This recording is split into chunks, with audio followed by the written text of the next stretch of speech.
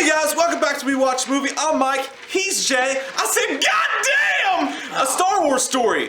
Rogue One. Roll the fucking credits. Roll that beautiful bean footage. There is no title I call. know. That's so weird. That's the first thing I noticed about it. Is Rogue One does not have a title call. There is no choice. So, Star Wars Rogue One, a Star Wars story. Actually, what's weird about this is, dude, I mentioned it. Some people are like, what movie you want to see this week, you fucking loser? And I was like, Rogue One, Star Wars. They're like, a new Star Wars movie's out? I'm like, are you fucking Why serious? are you acting like people ask you? You have no friends. How do you not know? And the whole basis is I mean, to say it's not technically a part of the other Star Wars movies isn't necessarily true because it's a prequel. I mean, it's a prequel, but it doesn't really have, for the most part, the mainstay of characters from the first movie. Yeah, it's a prequel-ish. I mean, it's like in between, you know, the Star Wars: A New Hope and the Empire, or Star Wars: A New Hope and Episode 3 of Revenge of the Sith. You know, first thing I want to say is about this is I applaud Gareth Edwards. Yeah. I applaud him for going outside the norm and making a Star Wars movie that's not really a Star Wars movie. Okay. I mean, it's a Star Wars. It is a Star Wars movie, but it didn't have the same theme or tone. It had a theme, but the tone didn't feel like a Star Wars movie. You know, a lot of times when I was watching this movie, I felt like I was watching Elysium or something. And there's a lot of moments in it that felt like very Elysium. Because the action sequences and the way that they shoot it's very gritty and down to earth and kind of like, you know, violent. And I was like, I'm down with that. I love the fighting sequences in this as amazing. They were shot extremely well. There were angles I've never thought could be possible. There were holes I didn't know I could even put it in. You put your dick in something, sometimes you're like, wow, I didn't know it would go I in, but it literally did. lubed up and made love to the arches of that woman's feet. And it was fine. But yeah, he did an amazing job with those sequences, and that was awesome. You know, the acting for the most part was done pretty well. It was done fairly well. The problem comes with this movie, and we're going to talk about the good stuff also, but the problem that comes with this movie is that sometimes the actors that they had amazing actors and actresses in this film. They didn't utilize them, I think, in a way that could have been beneficial to the movie overall. At times. Forrest Whitaker just looks like he's drunk half the time. Like, I don't even think he knows what's going on. And I don't understand the guy. Like, I feel like... Dude, he's crazy. I know. Like, he's just like a crazy hobo. Like, all of a sudden he's like, there's this one scene, I won't say what's happening, but something bad's happened to someone, and he's like the creepy, he's like John Lovitz in The Wedding Singer from behind the fucking curtain. He's like, the succubus knows what the succubus knows. Yeah, I know. It was just weird. I don't know. He was like Gary Busey, like times 50. I don't understand what was happening. And you know what? I think it's Saul Careth or Gareth. I'm sorry, guys. I don't know. Saul. He's from like the Clone Wars cartoon, and they brought him to the live action screen, which is great. But they didn't use him enough, I think, to get the most bang for their buck. And the thing I really wanted to see, because apparently in the Clone Wars cartoon he was trained by Anakin Skywalker, and I was really hoping to see some sequence or scene where we have Anakin Skywalker or Darth Vader and him together at some point, and him like talking about. You literally could have taken him and put him on Krypton in the beginning of Man of Steel, like with what he was wearing. I just now thought about it. Yeah. Dude, a lot of this looked too like Mad Max. Like the faces and the different creatures and stuff. There was a lot of Mad Max. He wasn't very stuff. He was basically being kept alive by his armor, so he was like a cheap man, Darth Vader, for the rebels. Yeah. And the thing, but if he'd been on Krypton, dude, first off, Zod would have been like, he's the crazy uncle, don't worry about him. He was like, goes, go to Earth! Goes, go to Earth, Gal Gadot. There's the Rebel Alliance, and then there's the extremists, and he's a part of the extremist groups. The ones that go all the way. They kill people. That tea party. Yeah, they teabag everybody too. But also, there were sequences and scenes of this I just now thought about. It felt like just went over to Stormtroopers like I would have been like surprised. Goes, every time you kill one, put your nutsack on their helmets. Let them know, imprint it. Nazi scalps. I just thought about it, dude. There was a moment when the extremists led by Saul are attacking the stormtroopers and things. In the sand and the dirt and how they ambush them. It felt like Black Hawk Down almost in a way, or a Middle East kind of conflict. Their eye shaking of that cup is distracting. Oh man, I bet that's on the video too. Good call. Let me set that down. Oh yeah, like a circus seal. One of the main characters for the Alliance, Cassini, the captain for the Alliance. He is definitely in the gray area, which I like. I don't, Star Wars, the original trilogy and the newer ones and the prequels even had a very easy thing to follow. They had the good, and then the bad. Where they flirted a little bit more with gray, I guess with Revenge of the Sith, with Darth Vader or Anakin Skywalker becoming Vader, there were some gray moments in there. But there was also obviously clear moments of good versus evil. In this one, the good guys were doing evil things, bad things, just for the greater good of the Alliance to get it done, no matter what the cost. And I did like that. I think that was cool to see. I liked it, and I wasn't offended by the fact that they were doing it. Some people are offended. They're like, "This is fucking, it shouldn't be that way." No. It doesn't offend me because, as I said, I'm just a general moviegoer Star Wars fan. But the problem, vagina. the problem I do have with it is that they constantly went back to it. It's like every 5 seconds they were like, by the way, we got to remind you, we're not that great. We're just we're kind of walking that line, and it just got like they focused on that. And I wanted to get to some sort of good versus evil. I wanted to get more into the story, and they kept focusing on that and going back to it and reminding you of it. The special effects are the best I've seen this year. I mean, they are some of the best. They bring out practical effects. When you're in space, this movie shines. When the actual intergalactic planetary, when the fucking space battles are going on, it's some of the best shit I've ever seen. I mean, it looks like it's really happening. I just want to like take 1,000 frames. Why can't I talk, Mom? God damn! I just want to take 1,000 freeze frame shots of this movie and just plaster it all over my wall. It looks so fucking great. When there's the attack run at like near the end of the movie, there's an attack run with the X-wings. The way that the camera angle is following these X-wing fighters as they engage TIE fighters and they're engaging the Star Destroyers is some of the best shit I've ever seen. And you're seeing, like I said, angles that have never been seen with a Star Wars movie. I mean, even with the Death Star, you're seeing parts of it that, you see the Death Star, you're like, oh, it's the Death Star. But they're showing you how they're constructing it, so you're seeing like little pieces of it that you've never seen before. He did as much as he could, I think, within the time constraints that he had, and especially with the story. Everybody knows what happened to the Bothan spies, or the spies, based on what Mon Mothma said in A New Hope. He had to take that and make it different, make it something new, but all at the same time make it a spectacle so people will go and watch and be like entertained. But saying that, it just sucks because you see all these good actors and actresses, and it just, some of them fell flat. And some of the lines that were delivered and some of the interactions that were delivered, to be honest with you, it flatlined for me. I mean, it wasn't like it was bad, it just wasn't good. It goes back to, for me, looking back at Gareth Edwards and the films that he's done. He did Godzilla and he did Monsters, which are the two notable movies he did before he got this fucking humongous spread that is Star Wars.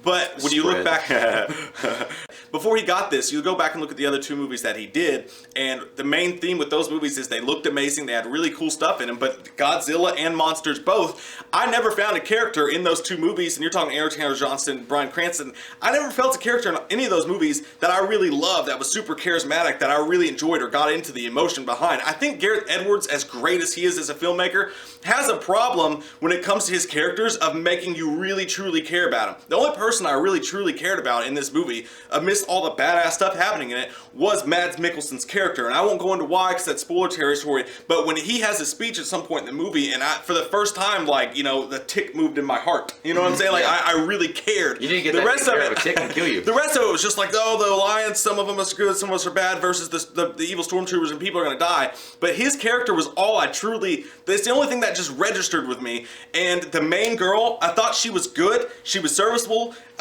Ridley in Star Wars Awakens, I love. She was charismatic. I really cared about her character. This girl, I hate to say it, guys, but she kind of had, and it's not the actress's fault, I just think it again comes to Gareth Edwards and his characters, she kind of had Kristen Stewart syndrome. She was just there. Or Katniss from The Hunger Games. As great of an actress as Jennifer Lawrence is, sometimes that movie just, it didn't have what they wanted to go for, because they just basically it was constant shots of her just looking sullen and sad, and then at one point she kind of takes over and she finally takes her place, and it's supposed to be this monumentous moment, like she's decided to do what she's gonna do, and everybody's behind her and stuff like that, and I just didn't believe it. I felt no rah-rah in my fucking heart. I just got done watching The Hunger Games because it was on Netflix, so fuck it. No, it wasn't. It was on Vudu. I'm lying. It just kind of felt like it wasn't developed to a point where she would be that way. Because she's pretty much like, I don't give a shit about you guys. I'm gonna go to Taco Bell later on and get a burrito, and then forget about you guys later. Whatever. But then all of a sudden she's like, yeah, let's go do it. Two characters that really stood out for me that I loved: Donnie Yen. Oh my fucking god, amazing. Donnie Yen. And K2. Yeah. The guy that... The pirate from Dodgeball. Yeah, the voice actor was amazing. Those two characters were great, and you know what? I got behind them 1,000%. Because Donnie Yen was unchanging. Dude. He's the one thing in the movie, and I know that he felt like a Jedi. Man. Yeah, and I understand that the movie is supposed to be like a darker, kind of grittier toned Star Wars, but he was the one thing in the movie that I could get behind and say he's never changed. He's always believed in the good, and he's going forward always. And he's such a character. Yeah, man. And I love him. And I wish to God Donnie Yen had been in more of these movies, because he is so well done, he's an amazing actor. And the guy that played K2. He's like C-3PO, but fucking badass C-3PO. Yeah. And sometimes they have, he looks like the Iron Giant. Sometimes with him, they use humor a little bit too much. Just like stuff, I've seen this joke in 100 movies before, and I hate it when they copy and paste like that. But it's like at one point, the things are shutting down, and they're like, And he's like, I got a bad feeling about this. Yeah. And I'm like, come on, guys. But sometimes he would land a joke that was absolutely really hilarious. The main problem I have with the movie, going off the character development and stuff like that, is when people reach their ultimate fates by the end of this movie, I'm enjoying the fuck out of the spectacle. Like I said, this is some on the ground and in the sky, some of the best action scenes I've ever seen. It's done so well, and the special effects scene just fucking 10 out of 10. Some of the best I've ever seen.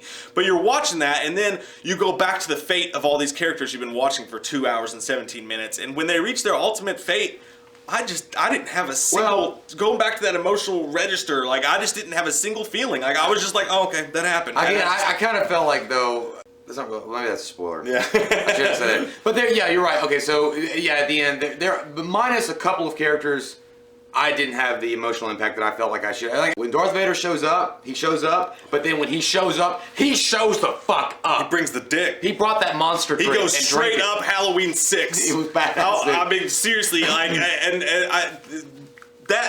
Darth Vader's, you know, he's in the movie because he's in the trailers. Yeah. And he's not in the movie a lot. But it's the best. I've never seen anything like it. I mean, it's hard to say because you've got the fight between Luke and Darth Vader, the penultimate I'm your father scene. Yeah.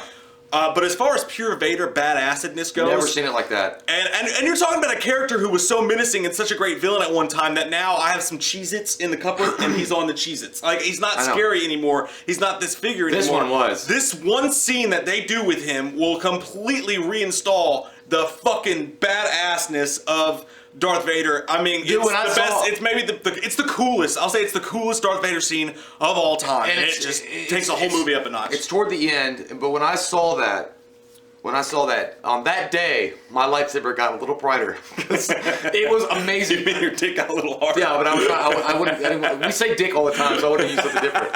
In this sequence alone, like he unleashes that shit like the Force you've never seen. Like he's fully on like, I had a bad fucking day, and you motherfuckers are getting in my way. You're right. Well, Captain Big Dick has arrived. Mike said it right. It's sad to say. I guess that's because we're fanboys of Vader, but it was like if I would have just taken 2 hours of that. Yeah, I would have. It would have been amazing. I would have literally just watched Vader. That was so cool, and it sucks because I don't know if we're ever gonna see him again. Like I was like, we're never gonna see you. Am I ever gonna see you again? He's like, maybe one day. But and they got James Earl Jones come back, and how can you not have James Earl Jones come back to the voice? That was awesome. It was the best. So ultimately, I don't know. A quick little synopsis of how I feel about this movie as a whole is that it's some of the best special effects and practical effects. Even though there's some CGI, I mean, it's a fucking Star Wars movie. There's got to be some. Some of the best practical effects. Take me down, Cindy, got to go, man. I can be your hero, baby.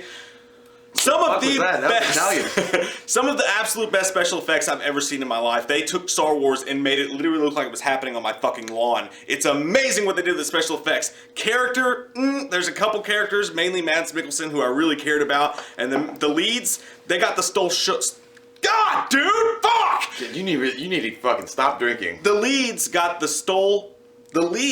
show stolen from them by characters like Donnie Yen, and they just had it stolen from them. The characters I did not care about as much as I wanted to, and the movie's entertaining, but they spend too much time on like, is the alliance good or is the alliance bad, and all this inter-office politics shit, intergalactic politics shit. But at the end of the day, it's an intergalactic. I can't do that. I know, Beastie Boys.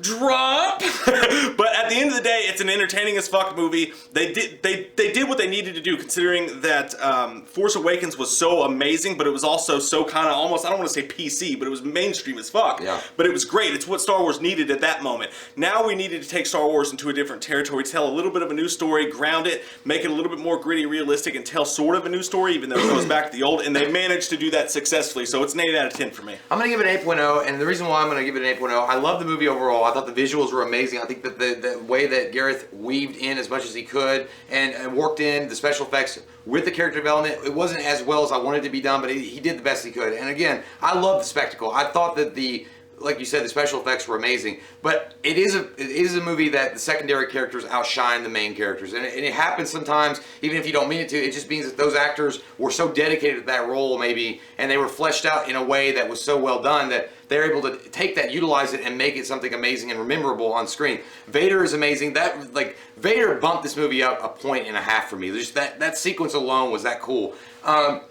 And there were problems with it, like, you know, jumping back and forth between planet and planet. We'll get into that in the There's like spoiler review. 3,000 planets I didn't in this understand it. Like, motherfucker. you know, there was planet Kalakakak, and then there was planet Kalukaki. then there was planet Jalashi. Planet Poo Poo And then finally there was planet Earth. It's like, I'm familiar with that one.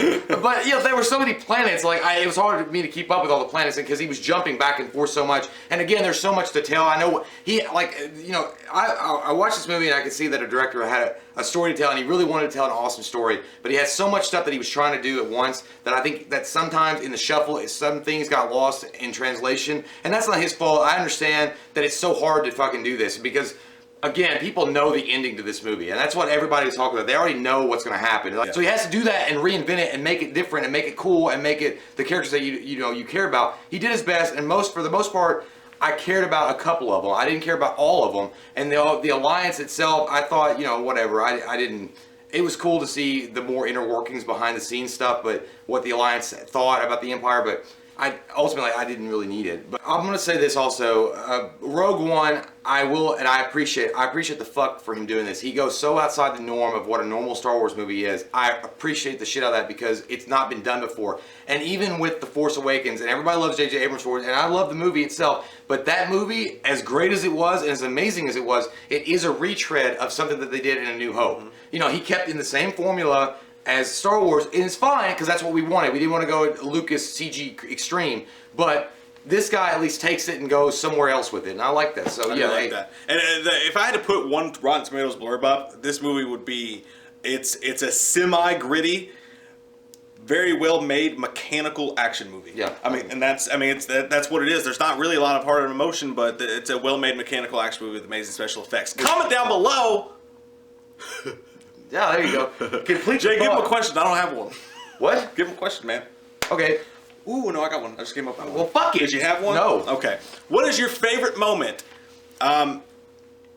What's your favorite moment? Who's your favorite Kiss singer?